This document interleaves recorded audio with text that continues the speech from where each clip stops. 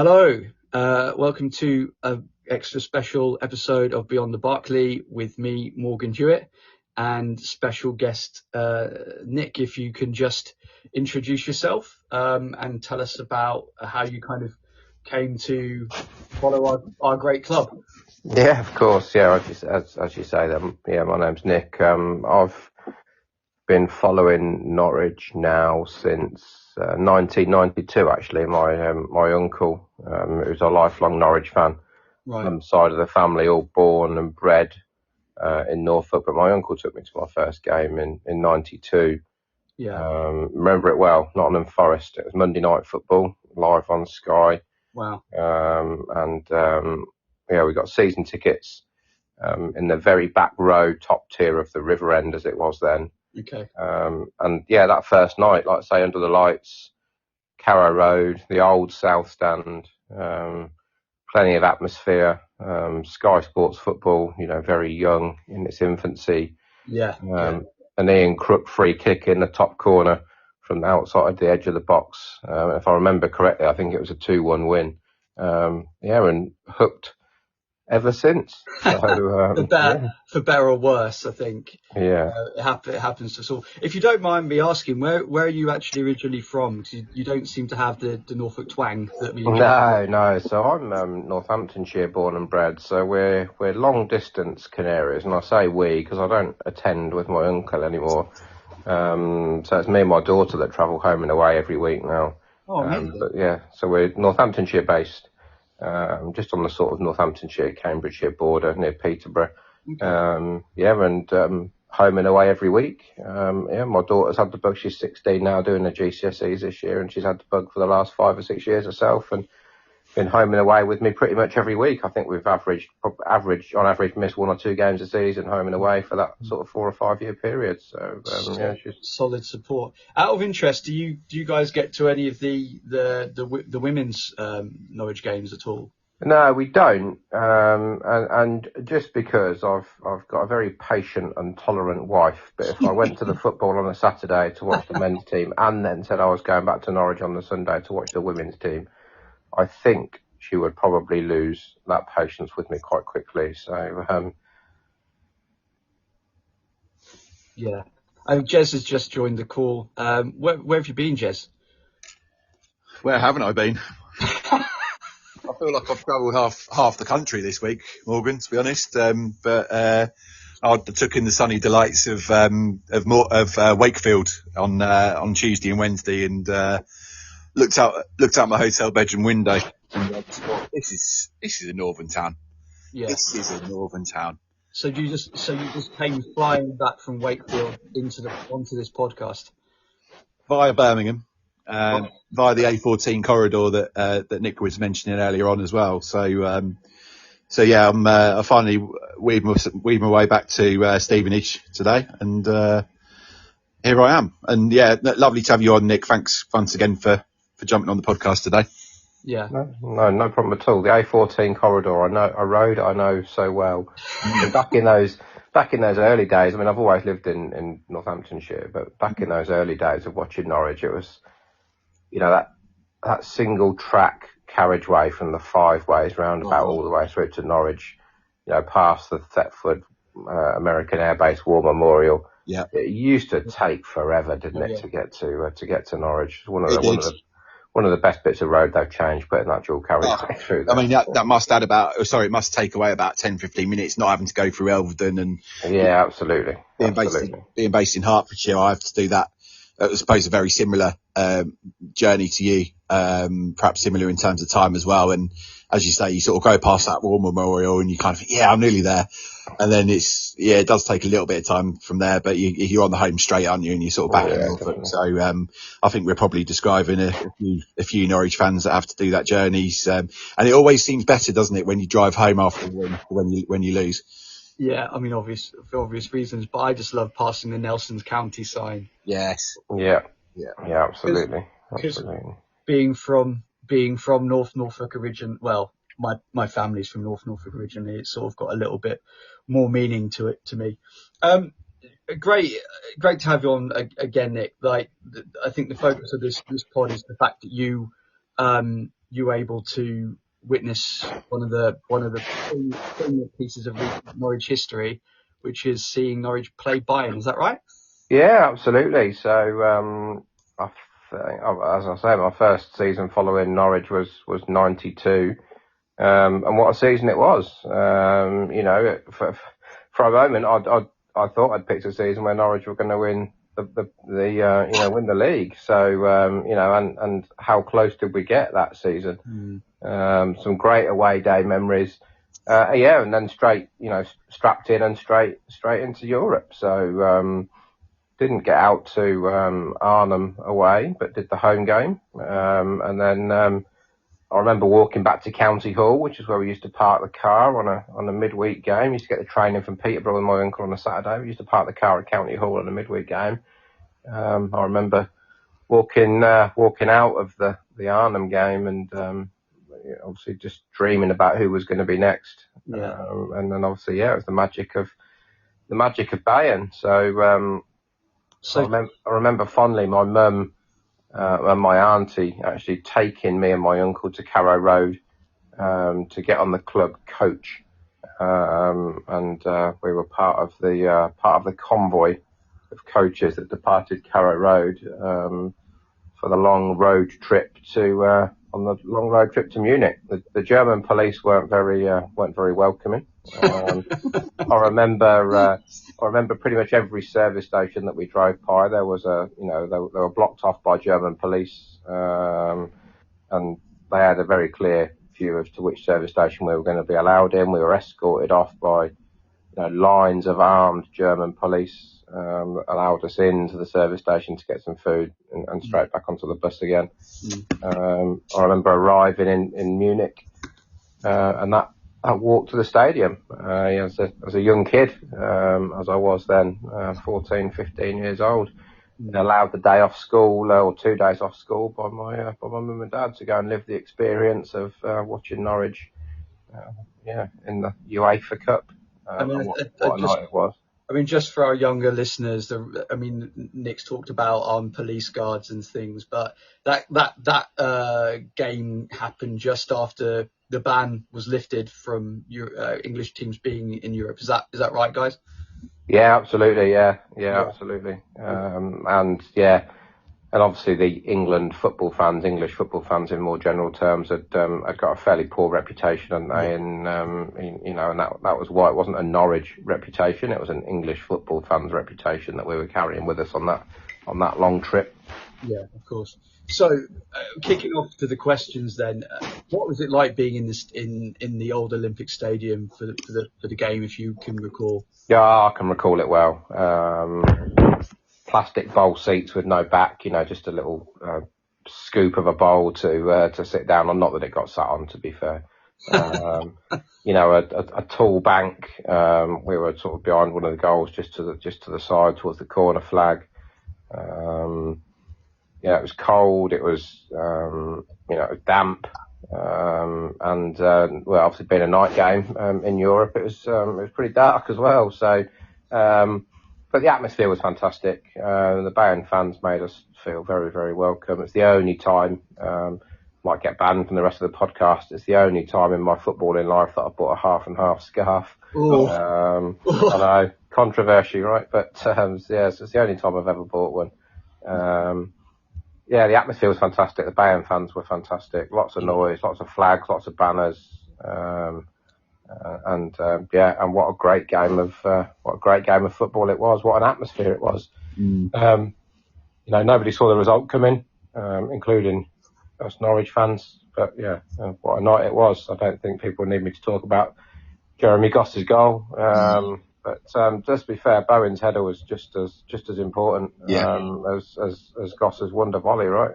So. Yeah, it's an iconic image. I think that.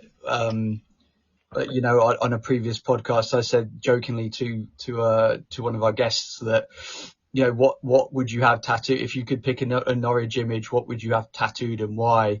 And I think it was Jez. Was it you, Jez, that said Jeremy Goss? Yeah, and I said I'd use the football. I don't want to go into too much detail about that, but basically I'd utilise my nipple as the ball of Gossy obviously taking the shot just above it. So yeah, perhaps that was one for the other podcast to be left there. But another podcast we were talking about iconic images, and I don't think you can get more iconic than the image of Jeremy Goss having that shot with the Bayern Munich player behind him.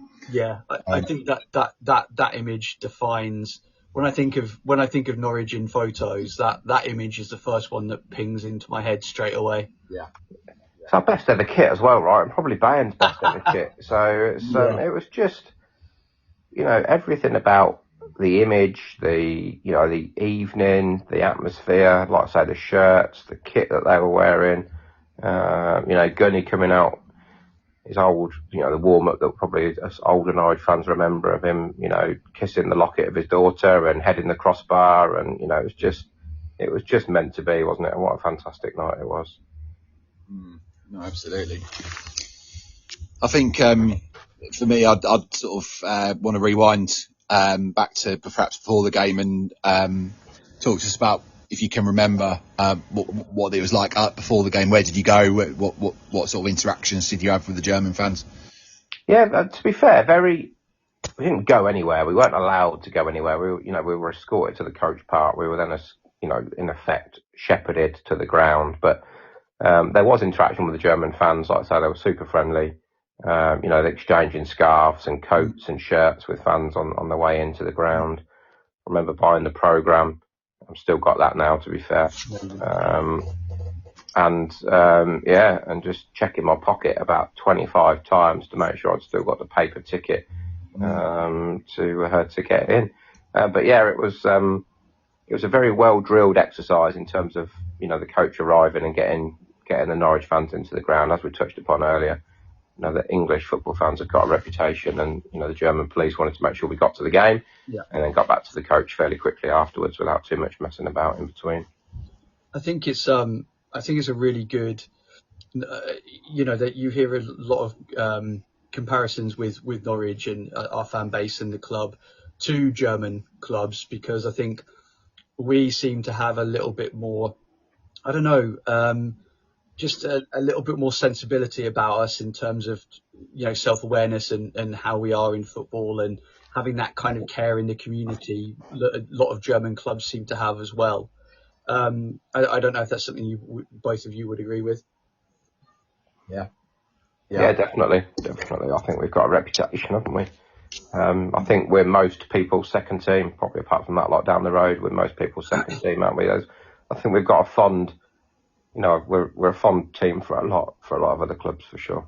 Yeah, I mean, I've been out, in London, and taxi driver, you talk about football or whatever, and you say, "Oh, I'm a Norwich fan," and that you never get anyone say, "Oh, that's," you never get anyone kind of give you that stick, is it? Yeah. So I think it's a really good and healthy thing. I usually get, "Where are ya?" Oh yeah. Yeah, let's be having you there. Yeah, another night at Carrow Road I'll never forget. Okay, so is it your turn for the next question? Yeah, you've got some sound issues, Morgan. I don't know whether that's yourself or me, but we'll carry on regardless. So the next question is, what was the first Norwich City game you ever attended? Yeah, touched upon that briefly. I think. So yeah, the first game was Nottingham Forest at home, Monday Night Football live on Sky. What a fantastic night it was. I was saying to Morgan earlier, we've got season tickets on the back row in the River End, right at the very back, in the middle, the top tier. Looking out at the old shed of a South stand that was there. The hotel wasn't there. For the younger fans listening, the Carrow Road was a very, very different place. The corners hadn't been filled in. Yeah. It was a very, very different place. Obviously Sky Sports, they'd got the dancing girls out before the game at half time, fireworks everywhere.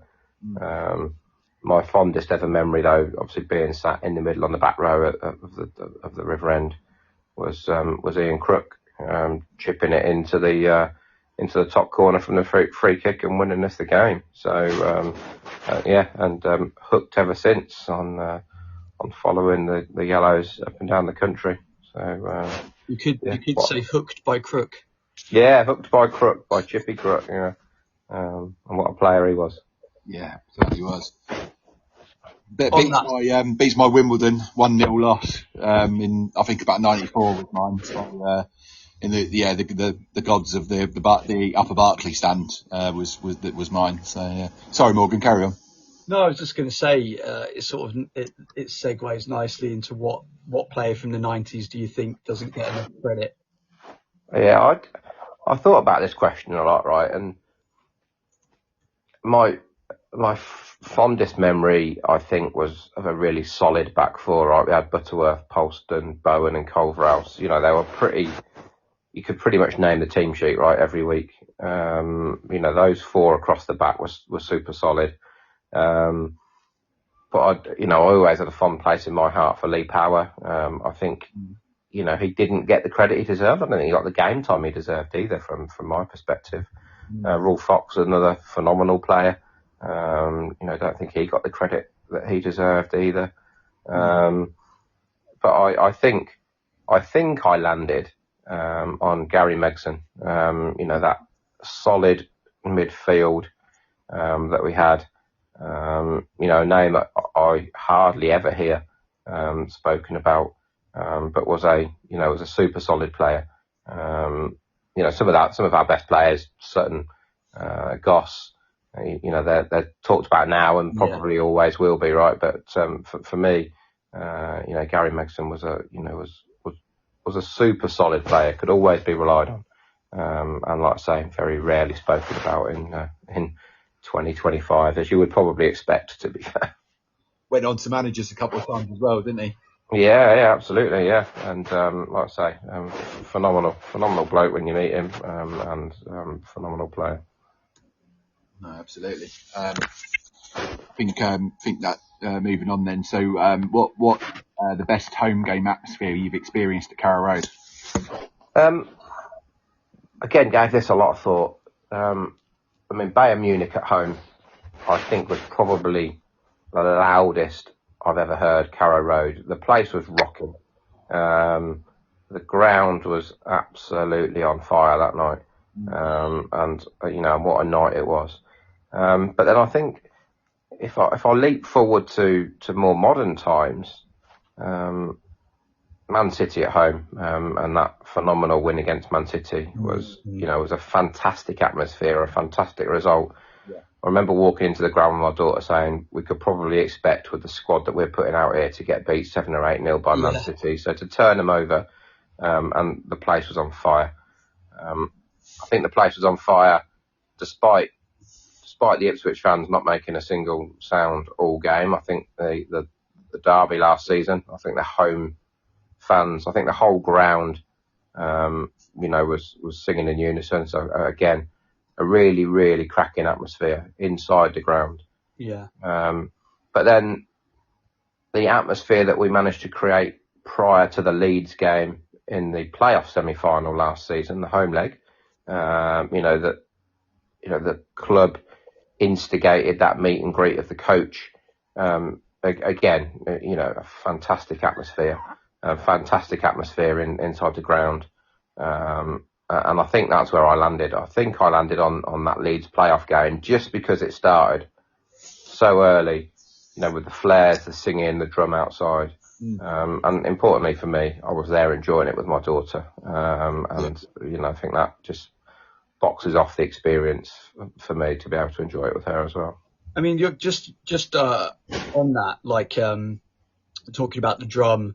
I know that we tried to get him on the pod, but I think, like, what's your opinion on this sort of generation of the atmosphere coming from the drum and that side of things?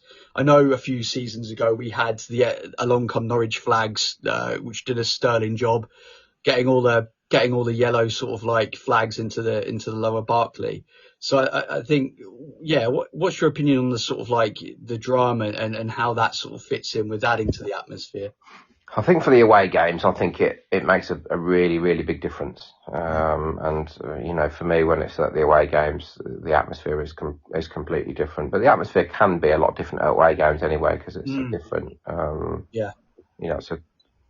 it's a slightly different atmosphere, isn't it? In an away end.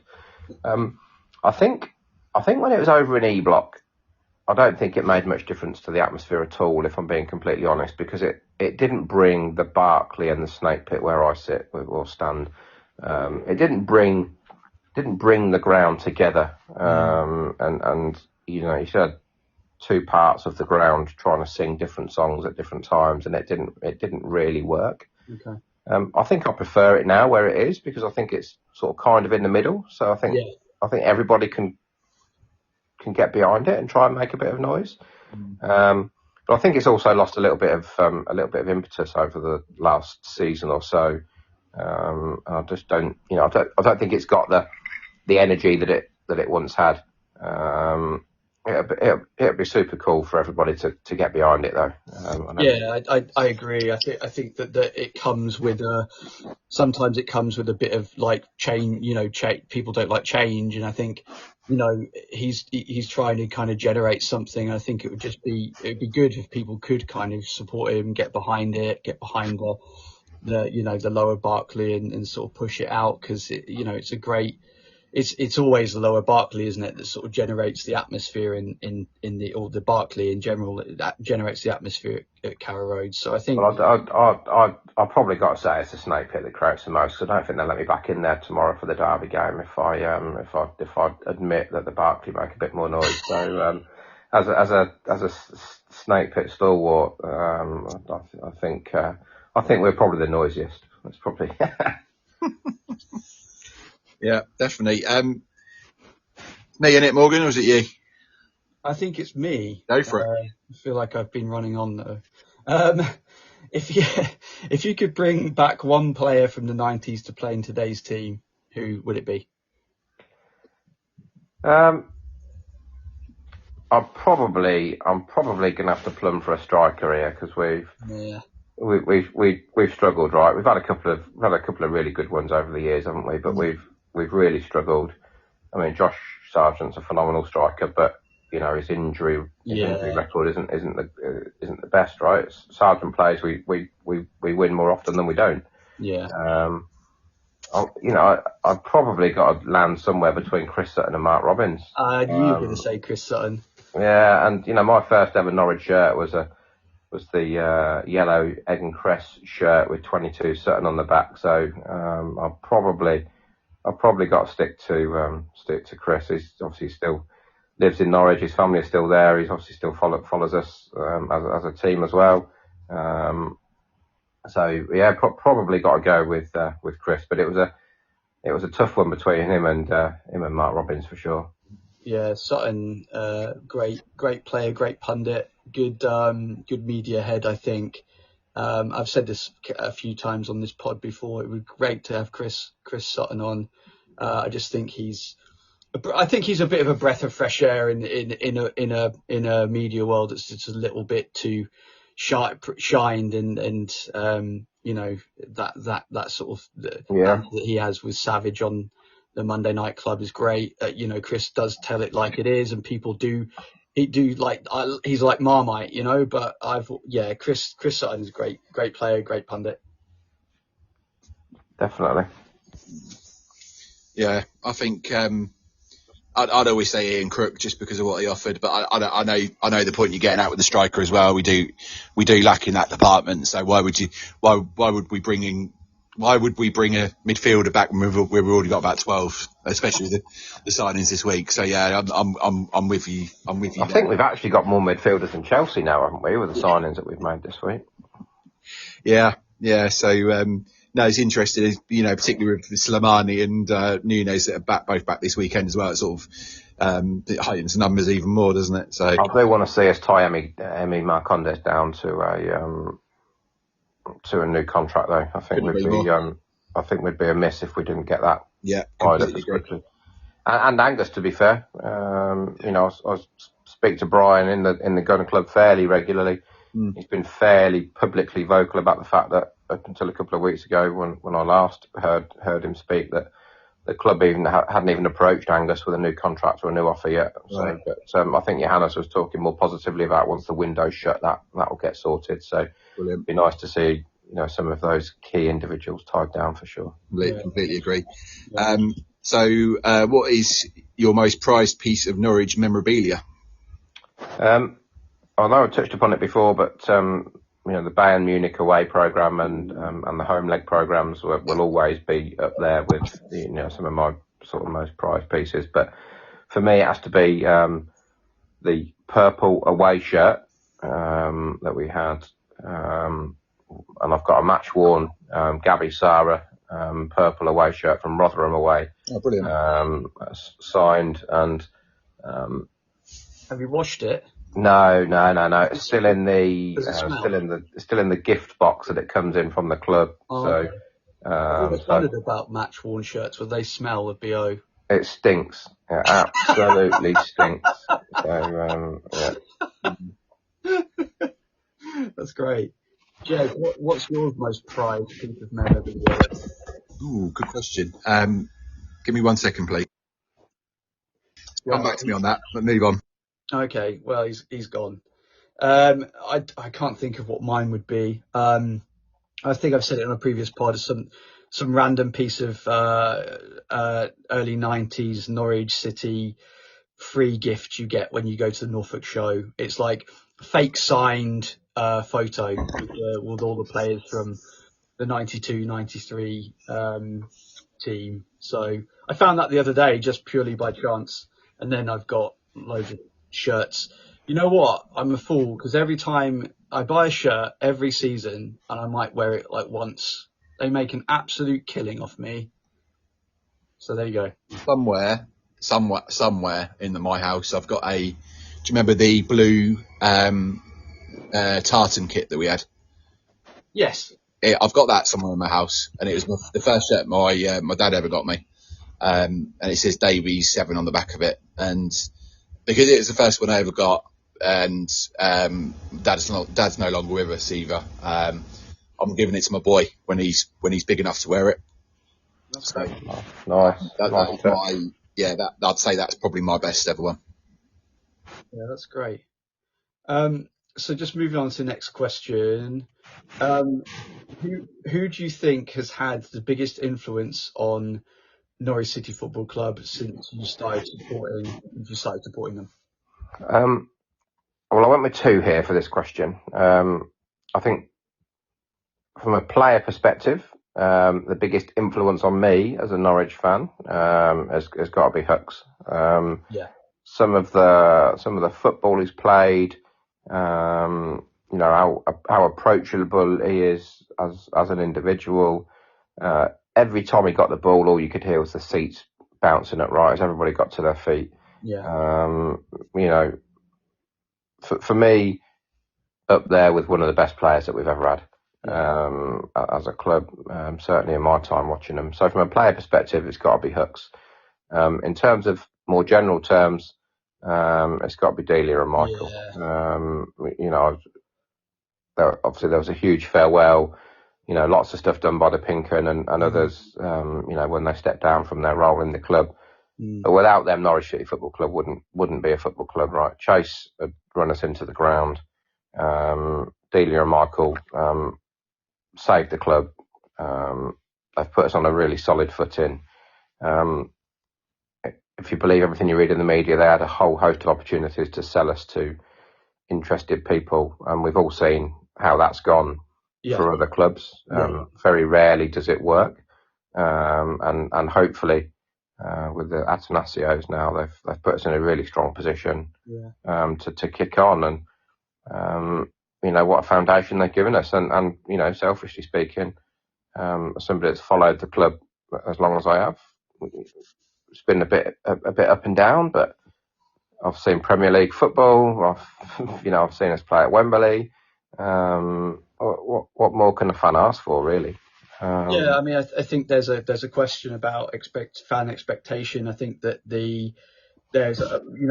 we've done these pods, for a number of weeks now, and I keep iterating the fact that for the younger listeners, please do check out the club's history, because it hasn't always been so rosy. And I think you're right. I would say from my perspective, one of the biggest influences are on the way things have been, and it might not be a popular opinion, but especially of late. But Stuart Webber, coming in, enacting the changes that McNally put in place, changing the face of I think our fortunes and the academy, and really getting that up to speed, because we've got a great foundation, right, with the academy now. Like, we're one of the best academies in the UK. You always hear it on player interviews. So I think Webber was very intrinsic to our fortunes. Equally has taken away from that a little bit.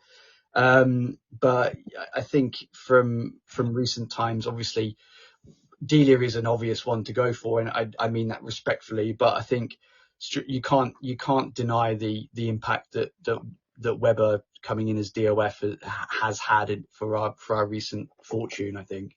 Absolutely, yeah, couldn't agree more. And I know we joke about the veg patch and Soccerbot, but these top quality players come to Norwich and choose Norwich over other clubs because we see them play for 90 minutes a week, right, at Carrow Road, which we know is a great ground, but they train every day at Colney, and that needs to be a top quality facility, because nobody wants to go to work in a dump every day, do they? So the fact that infrastructure has been put there.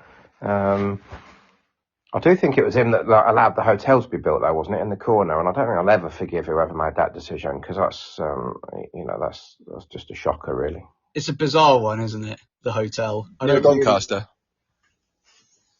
No, was it Neil? Was it? I think so. Yeah. So. His parting gift. Sorry, Neil. If you're listening to this, we just don't agree with your hotel. Holiday Inn. I think he was going for a game of Monopoly, wasn't he? Like, house, hotel. Oh, yeah. Norwich Monopoly. Yeah. Over to you, Jez. Over to me. So, next question is, motoring on here, aren't we? Do you think modern football has changed for the better or worse compared to the 90s? I think the football wasn't invented till 1992, was it? Until Sky Sports and the Premier League came together. So let's start with that. That foundation that it was invented in 92. I enjoy the style of play that I see now. I think we probably all link it to Pep, don't we?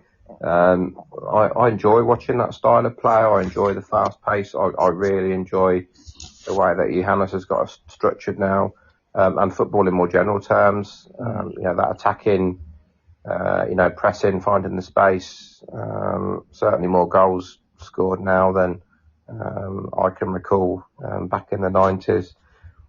I think we have spoilt it though with VAR and measuring a toenail for offside. Let's remember what the offside rule was introduced for. That's to prevent goal hanging. It wasn't to stop somebody's toenail being ahead of the last defender.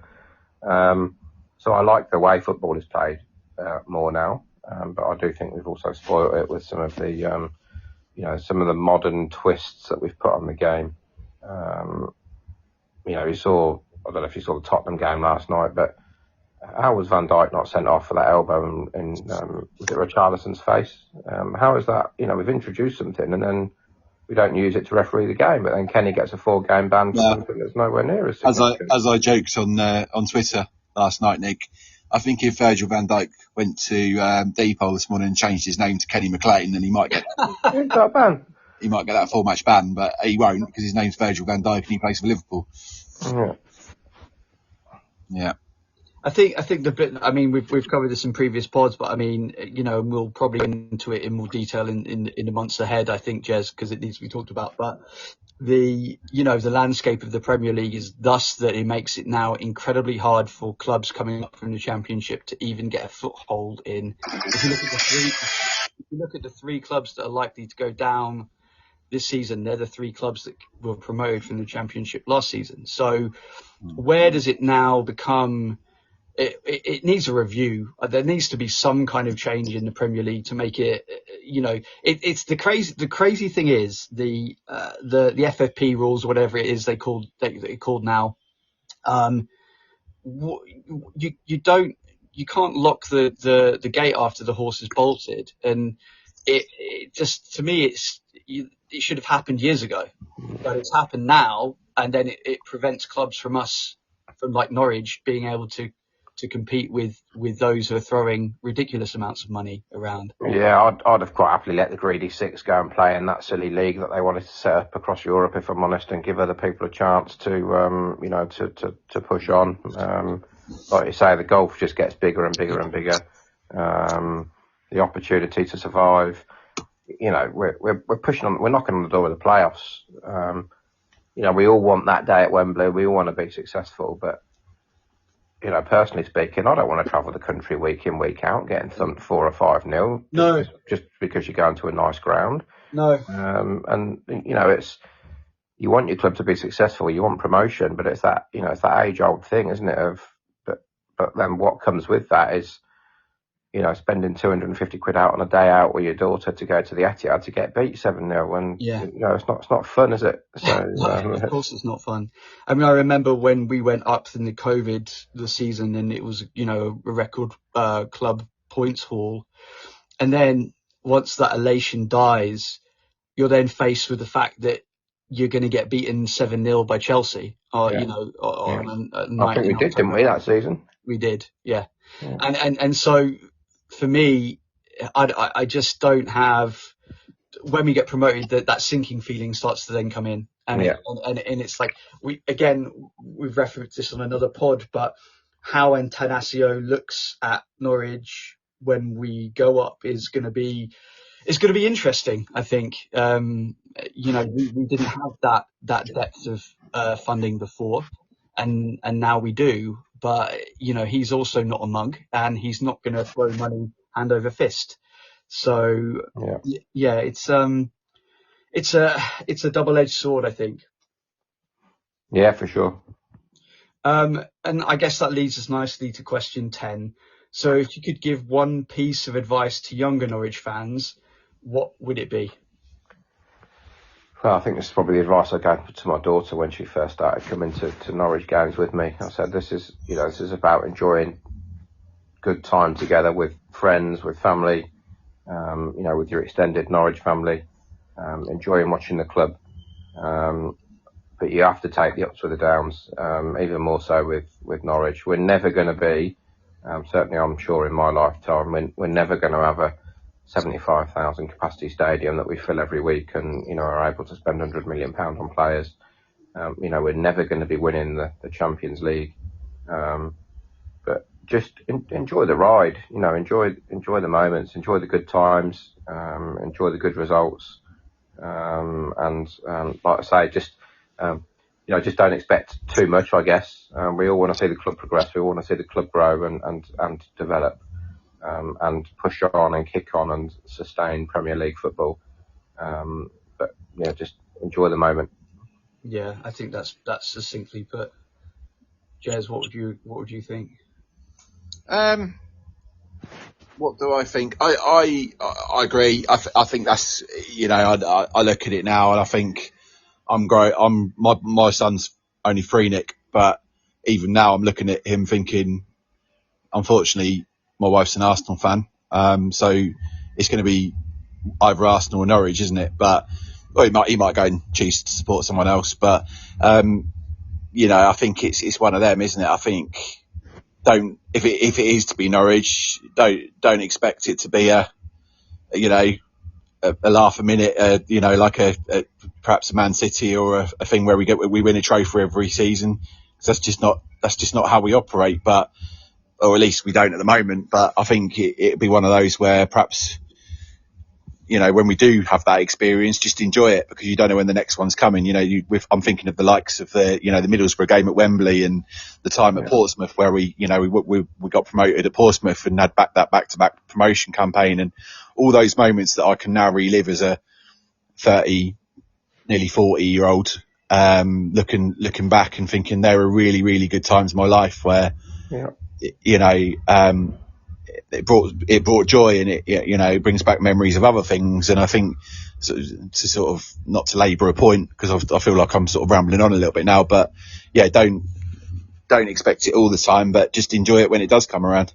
We're a club where you can see the players, right? You get there early enough before the game, you can meet the players. If you hang about after the game, you can see the players. If you follow Liverpool, you're not getting anywhere near the Liverpool coach. You're not meeting the players. You're not getting autographs. You're not getting your shirt signed or your bag signed by the players. You're not having selfies with them.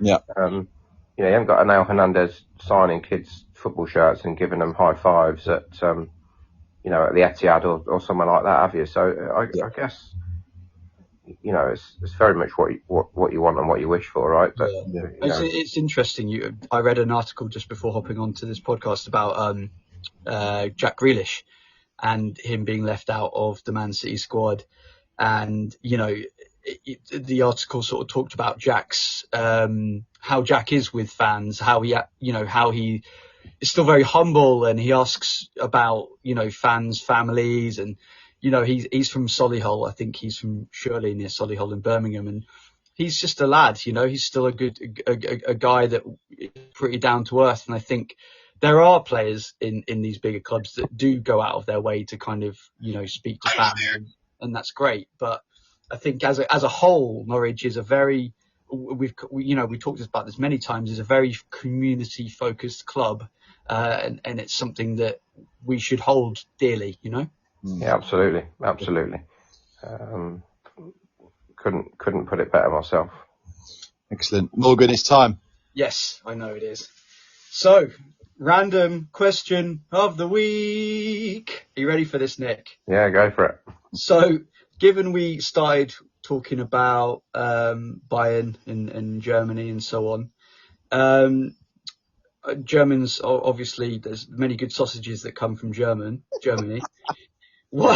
Careful, family podcast. I know.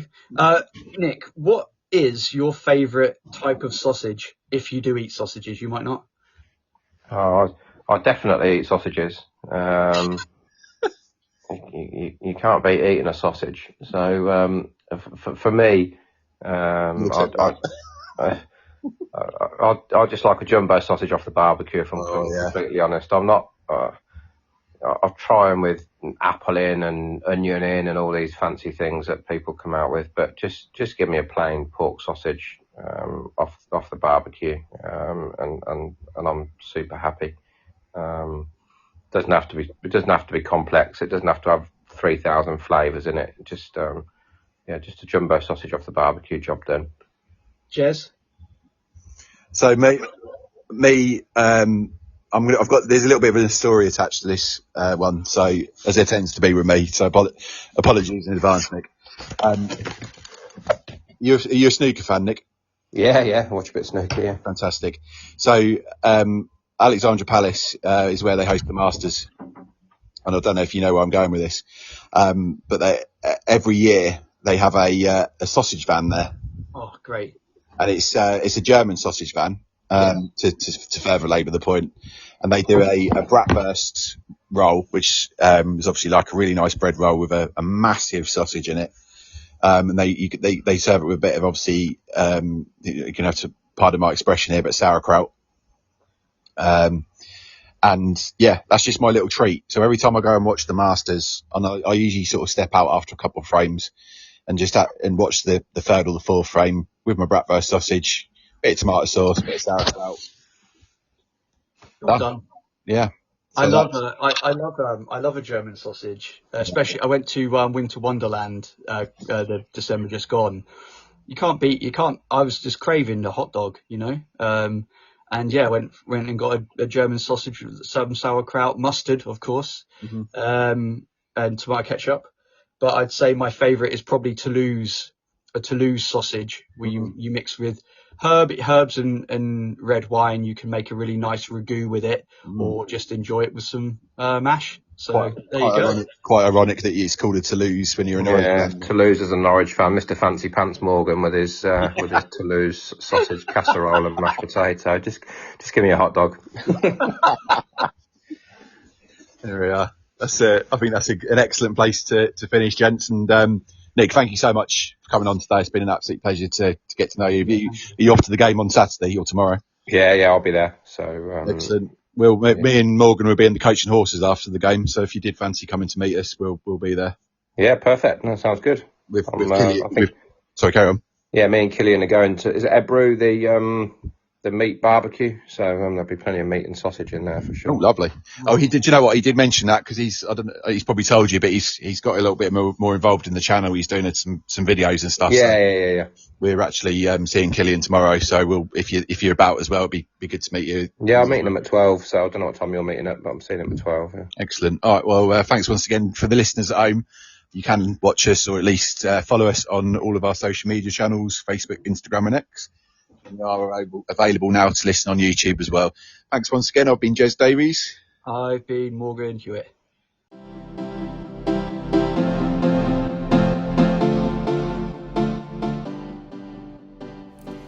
That's it for this episode of Beyond the Barclay. Thanks so much for listening. Your support means the world to us. Don't forget to follow or subscribe on your favorite podcast platform and leave a review if you enjoyed the show. You can also catch all our episodes on Apple Podcasts, Spotify, and YouTube. And if you've got any questions, stories, or topics you'd like me to cover, get in touch. I'd love to hear from you. Until next time, on the Ball City.